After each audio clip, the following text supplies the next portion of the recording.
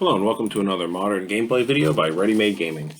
Today we have a few game ones of Blue-Green Infect going up against Green-Red Ponza.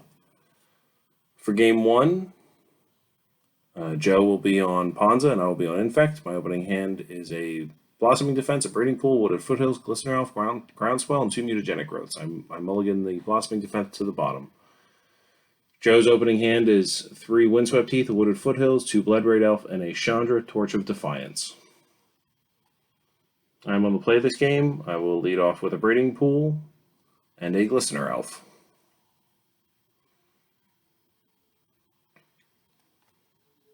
Joe leads off on a Windswept Heath. And we think about our sequencing here. It looks like we drew a Distortion Strike, so this could just be a turn 2 kill. Distortion Strike is +1/+0 and unblockable. The Wooded Foothills will go fetch up maybe a Breeding Pool, probably. The Groundswell will give +4/+4, and the 2 Mutagenic Growths will give an additional +4/+4 for a total of 10 Infect, attacking on the second turn. So this is one of the reasons that we decided to do multiple game ones, because they tend to be very quick. So we have 4 or 5 here today. There's the Groundswell, after the Breeding Pool entered untapped. There's 2 Mutagenic Growths that attack for 10. So instead of doing sideboarding and going over what we wanted to play back and forth, we ended up just filming multiple game ones. So in this one, Joe will be on the play. He opens with a Blood Moon, a Lightning Bolt, Glorybringer Forest, 2 Windswept Heath, and a Birds of Paradise. I open with 2 Breeding Pools, 2 Blighted Agents, a Glistener Elf, a Might of Old Krosa, and a Distortion Strike. So Joe will lead on a Forest and a Birds of Paradise. I will play Breeding Pool untapped and cast a Windswept Heath will be Joe's second land. I believe he fetches a red source, maybe I think it has to be a Stomping Ground here. Taps his 3 mana sources to produce a Blood Moon. And I don't have a basic land. Or a second land. Oh no, I have a second Breeding Pool. So I can attack here for 1 with the Glistener Elf. It's very unlikely that I win the game post resolution of Blood Moon. But he has 1 more Infect than he did a turn ago. And there's a Stomp. That actually should go to his Adventure Zone. For my third turn, I will lay an Inkmoth Nexus I draw off the top, otherwise known as Mountain. There's a Glorybringer. And an attack for 4. So I'm on a 5-turn clock. I paid 2 from the Breeding Pool and just took 4 from the Glorybringer. I'll take 4 again. I should be down to 10. I have written down as 12. I missed the 2 life from the old Breeding Pool there. Joe's going to cast a Seasoned Pyromancer, hold priority, Lightning Bolt me, discard a Clothis, draw 2 cards, and make a wonderful 1995 Fleer Series Batman token in the place of a 1/1 Elemental, and play an Arbor Elf. So this is enough for me, I think. I'm definitely dead in 2 turns, and I have no castable spells, and the game with 3 Blighted Agents in hand with 2 mounds on the battlefield. So for game 3, I will be on the play. I open with Forest, Pendlehaven, 2 Glistener Elf, a Scale Up, Blighted Agent, a Distortion Strike. Joe on the draw opens with a Stomping Ground, Lightning Bolt, 2 Bonecrusher Giant, Windswept Heath, Utopia Sprawl, and a Seasoned Pyromancer. Turn 1, Pendlehaven into Elf.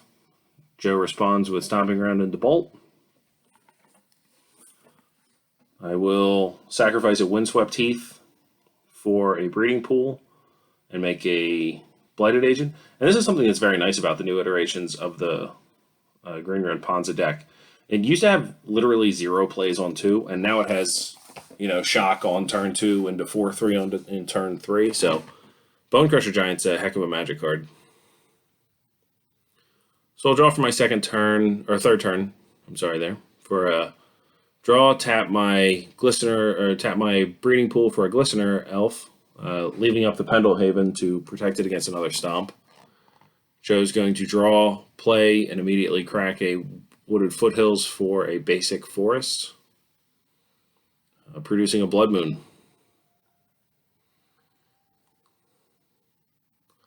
There's the snow-covered forest. I've actually had that in my hand for a little while. I was sandbagging that. Scale up, swing in for 6. So it's definitely close. Joe can at least produce a blocker here in the... Oh, there's Stomp. Okay. I'll Mutagenic Growth in response to the Stomp. Gotta save the Glistener Elf. In previous games, getting a feel for the deck, I have made mistakes with casting Mutagenic Growth. These are all games from the same day, but once we've discussed misplays that we've made, we try to tend to correct them if we can see them. So I'll swing in for 1. Sort of lethargic here.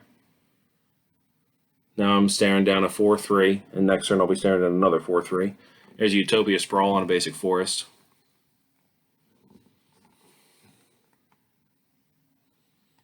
So it's going to be very difficult to attack. And when I was rewatching this video, it looked like I had to become immense in my hand. I, in fact, have a Distortion Strike, which is a very different and significantly worse card in this circumstance. So here's 3 more mana from Joe. Empty-handed, plays a Season... Oh, no, he has a card in it. He has another Seasoned Pyromancer in his hand. So plays a Seasoned Pyromancer and draws 2. Discarding only a Seasoned Pyromancer. That's a pretty cool interaction that card has. Take the 4. I will draw, pass. Yeah, this game feels still very possible to win. No doubt that it's possible. There's a pillage on our basic land, so it's no longer as possible to win as it was a moment ago. Yeah, we'll just pick them up there. Staring down 11 power with no ways of making mana that is represented in the converted mana cost of the cards in our deck. So here we are for the 4th and final game. I open with a Blossoming Defense, Windswept Heath, 2 Glistener Elf, Noble Hierarch, Blighted Agent, and Might of Old Krosa that I mulligan to the bottom. Joe is on the draw with a Forest, Stomping Ground, Windswept Heath, Birds of Paradise, Arbor Elf, Glorybringer, and a CZ Peasy. Young CZ there. I lead on Windswept Heath for basic forest for Noble Hierarch. This is probably the best start you can possibly have against Blood Moon, and Noble Hierarch is probably the card you want to lead on unless you're turn 2ing most of the time. So I tap my snow-covered forest here. Usually I tap my mana creature first, and generally speaking, like when I play Legacy, I'll tap my non-basic first. That one will get wastelanded. But here I tap the snow-covered forest because it's the most likely target for pillage, so I may as well get my use out of it. So Joe has some options here. He could go into a Seasoned Pyromancer, discard a Dryad Arbor and a Glorybringer to make a bunch of tokens, draw some cards. I don't know what else his deck contains. Here I'll play a 2nd Noble Hierarch and attack with a double Exalted Glistener Elf, prompting a chump block out of the Dryad or out of the Arbor Elf, which is one of the reasons I wouldn't have had an issue with the Seasoned Pyromancer play. I think that was actually preferable to just take the damage. It's not like the life total is where I'm going to be pressuring you. And the Seasoned Pyromancer plus the tokens could have all gang blocked on the Glistener Elf, and that would have been a more valuable block there. Plus, with the Seasoned Pyromancer in the graveyard, it can make tokens. That's for some reason they just stapled that ability onto that card. As we talked about earlier, that's the pillage on the basic land. Leaving the birds back to block. I don't think it's going to block, but it's not a bad idea to give me the impression that it might. There's also I could just lead on like Might of Old Krosa or something and force a block, like trade the Might for the birds, which would be a very weird lightning bolt. But so I'll run out of Dryad Arbor here and tap my Hierarchs to produce a Blighted Agent. I actually think I should have taken the 1 damage and tapped the Waterlogged Grove because I have a Blossoming Defense in my hand. And I would rather be able to Blossoming Defense through a Blood Moon, like not have to cast it immediately. Whereas this line, if there's a Blood Moon in play, I have to pay the life, float the mana, and then hope that he just does something silly, like let the not respond to the activation. Yeah, I should have just tapped the Watery Grove instead. Now there's a discussion that comes up here with what the Glorybringer should target with its ability if he even wants to do that, and I think the conclusion we come to is just like we're racing. He's losing the race, but Glorybringer is no longer a viable blocker because the Blighted Agent has shown up. So yeah, it's just a haste 4/4. I don't know if there's an analog to that in Magic history. I'm sure there is. Haste 4/4 for 5. We'll sack the Waterlogged Grove here. We'll play a second Waterlogged Grove. We'll Groundswell. We'll Blossoming Defense, and we'll get in there for game. Yeah, these were a lot of fast games. Thanks for watching. Check out some other videos on the channel, and we'll see you next time.